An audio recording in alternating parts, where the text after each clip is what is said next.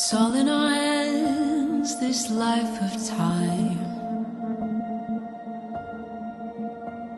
that's given to us all. It is all in our